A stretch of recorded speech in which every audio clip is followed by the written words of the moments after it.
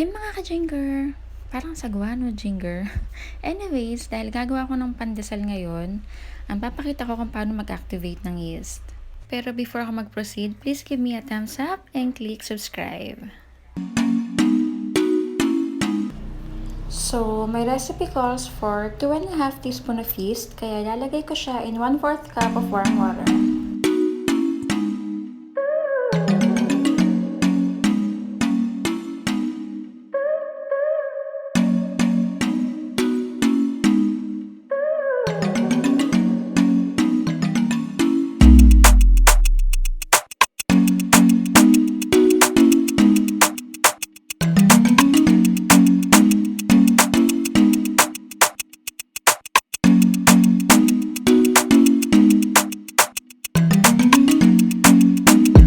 Then, add a teaspoon of sugar sa ating mixture. Then, leave lang natin for 10 to 15 minutes or until maging foamy na yung yeast mixture natin.